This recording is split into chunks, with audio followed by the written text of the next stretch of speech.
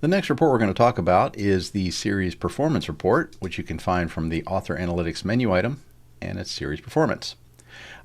Quick caveat, this is test data, so this stuff is going to be a little bit wacky, but that's all right. It should still give us the information we need to share the report and how it works. This report was built in conjunction with Bonnie Paulson from Finding Your Indie, and it includes campaign effective measurements that she uses to determine how well particular series are doing for her ad spends. It should be noted that you can change those values. This is basically represented over here by the stars. You can change those values to fit your own needs, and I'll talk about that in just a bit. You can also include series that have no spend. And we put this in here for completeness. However, we do recommend that you basically leave this unchecked. This report is best served for folks who are spending money on their campaigns, on their series. So this way you can figure out how is that series doing with my ad spend. So let's take a quick peek here at the headings so we can just go through them. First off is the series name. So what series are we working with? The gross income, your various ads, which, by the way, you upload these and these. This one you would have to put in manually. There is not an upload option at this moment. We have mentioned to BookBub a few things that we hope they'll take into consideration so we can get their reports into our system, but we are still waiting on that. And then other expenses. These would be things like promotions, or maybe if you have another service that you advertise on. Then we have the total spend, which is just effectively these fields summed up, and then the net income, which is this subtracted from this. And in order to get the ratio, we take the total spend and divide it into the gross income, which basically tells us, in this particular instance, that for every dollar spent, we are making $11.25. If we drop down here, you can see that this value slowly decreases because we are currently, indicated by the green, sorting on the ratio field. If you click this, you'll see that you can sort from low to high, or again, back from high to low. And you can sort on any of the fields here as well. So let's take a quick example of this. Let's look at the Las Vegas Paranormal Police Department box set. This one has a gross income of $1,563 with a spend on Facebook and Amazon, and also another expense, which is set in here as a test promotion spend.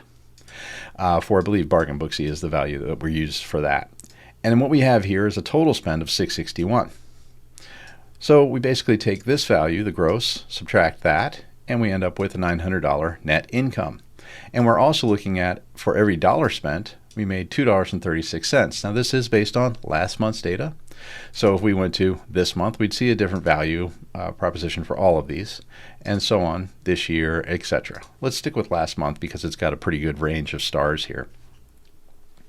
So what this is allowing you to do is to get a very quick view of what's happening, what happened during your last month campaign spends.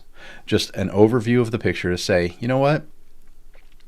This one's not doing as well as I had hoped it would do. I really need to dig into that to figure out why.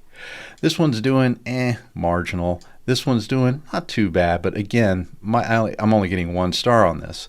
This is up to 2 stars, so I need to look into these to try to figure out how can I improve these performance. And these two are doing fantastically.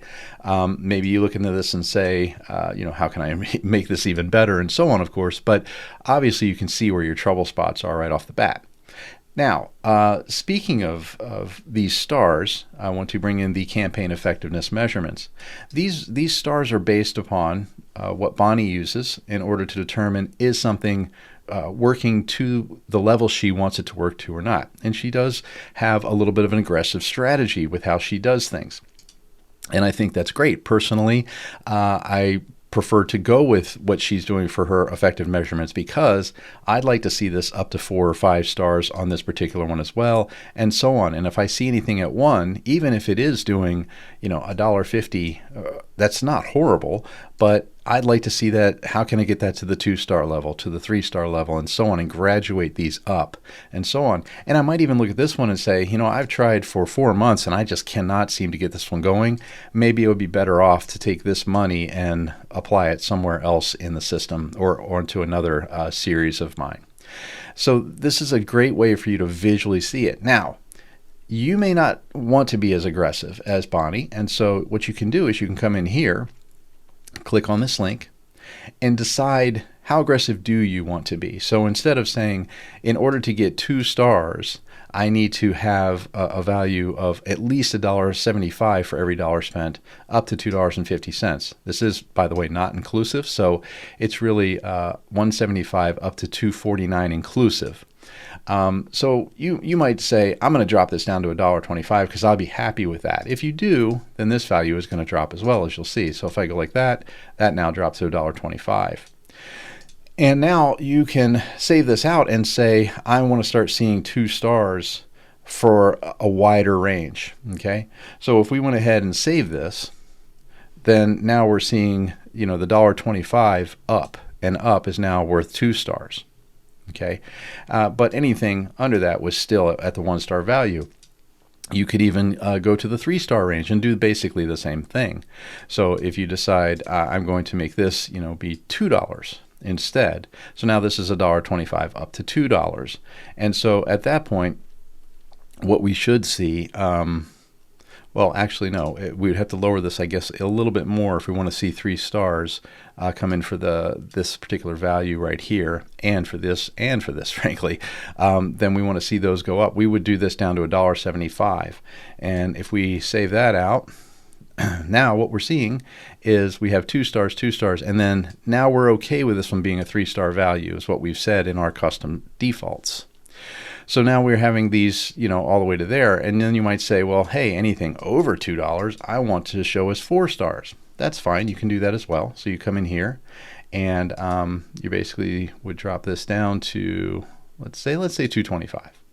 So now we've basically changed all of these values, and you can even bump this down a little lower if you want. If you want to say $3 for that, you'll notice that one got changed back when we did that. So now if I save this out, now we've got 4-star value for this $2.36. So for every dollar spent, we made $2.36. That's now 4 stars for us. For every dollar we spend, it's $1.93. That's now 3 stars. Now that's one way to get your stars to go higher, but a better way maybe would be to try to figure out how can you improve the conversion rate and so on. I personally, again, recommend you keep it to Bonnie Paulson's defaults here, but again, your mileage may vary. So do it as you see fit. The object, again, you can take a quick peek and you can see, I need to pay attention to these 3 and find out what's going on. These 3 aren't performing, or 4 aren't performing as well as I had hoped, and I need to do some tweaks there. But that's when you can also look over and say, well, this one's pretty close to where I need it to be. This one's not doing too badly, nor is this one. This one's a little lower than I really want it to be. I need to start moving these guys to get them over the $2 for every dollar spent, and this one I want to squeak up to $2.50 so I can get that 3-star, and then I can start working on doing the same thing with these. So it's a very quick, useful view of where you stand on any given month for items that you have spend on. And so you can make quick decisions without having to dig too deeply into the various aspects of, how much should it spend on a per day basis, how much, breaking it down into such minutia. This just gives you that quick, okay, there's stuff I need to do.